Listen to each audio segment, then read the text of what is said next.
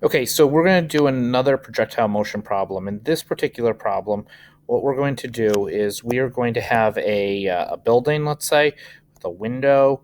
The window is going to be, let's say, 15 meters up in the air. And we're going to have Skippy standing here. Skippy is a firefighter in this particular problem. We have flames coming out of there.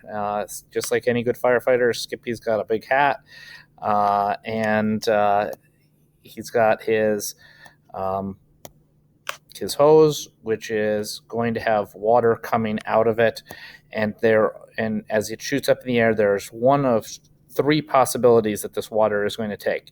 One of the possibilities is it's going to go up in the air and it's going to come back down and fall back through the window.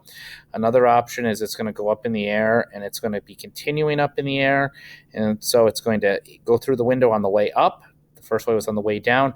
The other option is that it goes up in the air and it's not going fast enough and it hits the wall too low. We are going to see how each of these scenarios play out.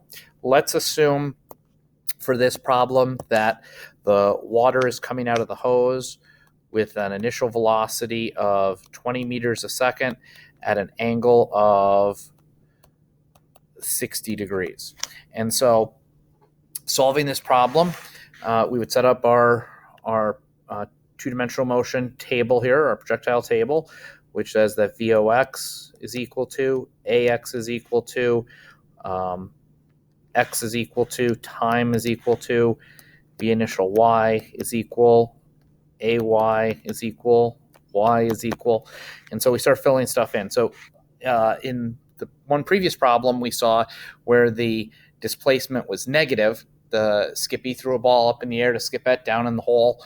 And so when that happens, there are a wide variety of solutions. As long as the ball gets over the cliff, it's definitely going to hit the ground.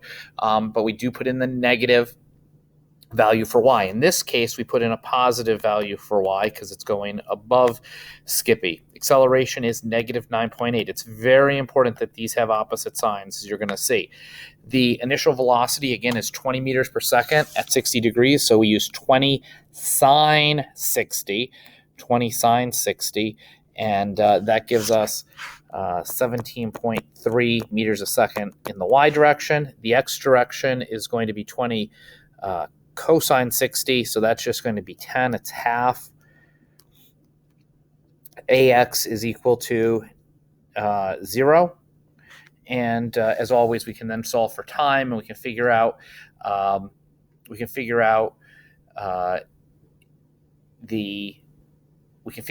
uh, how far back Skippy can stand. Now, let's modify this problem a little bit and say that the window is 15 meters up in the air, but let's say Skippy is standing back, let's say standing back about 20 meters from the fire. So the question now is, how high is the water when it strikes the building? So the window's 15 meters. Is it going to go through the window? Is it going to be above the window? Is it going to be below the window? Where is it going to fall? We will solve problems later on where we say, figure out the velocity to make it go through the window. But in this particular case, let's solve for, will it go through the window? Does it get high enough? What are the possible solutions? And so looking at this particular problem, we can find time very easily here. We look at the x side. There's three pieces of data on the x side. And so x is equal to v initial t plus 1/2 at squared. The acceleration is 0, so the second term is gone. And so we get 20 is equal to 10t, so t is equal to 2 seconds. So if we know that t is equal to 2 seconds, now we can come up here and solve for y. And so if Skippy's standing again 20 meters back from the building, where is the water going to be vertically when it hits the building? And so to solve that, we would use our second kinematic. Y is equal to v initial t plus 1/2 at squared. So again, please remember, time is the same on the x and the y. Those are the only things that crisscross here. So y is equal to 17.3 times 2 minus 4.9. Half of 9.8 is 4.9. You're going to see me do that a lot just to save on your calculation. So negative 4.9 times 2 squared.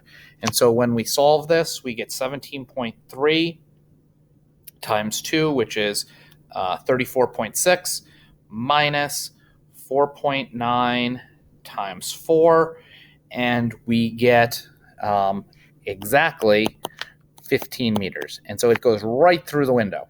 And as you probably guessed, I had worked this out beforehand so we could get that. But there was the possibility, if I was only standing 5 meters back, the water would actually hit above the window. If I'm standing 25 meters back, the water will have come down and hit below the window. And so when we work this out, it's really important that you recognize that you have these options. In the case here, the water is going to be traveling through the window. So you just have to work them out and make sure that you analyze which way the water is going. In our next lesson, we're going to look at some more complicated problems. But for right now, I'd like you to try some of these problems. There are problems on my website that look at these. Look at the cases where the ball is thrown up in the air. Look at the cases where the ball thrown up in the air and they land above, thrown up in the air, they land below, thrown up in the air, and they land at the same height. You need to practice some problems. How many do you need to practice? You know the answer to this, as many as you need to get them right. We will have some WebAssign problems next week. We'll have some other things going on, but it's really important that you practice some problems. Check out the two-dimensional motion section on my website. If you have any questions, let me know.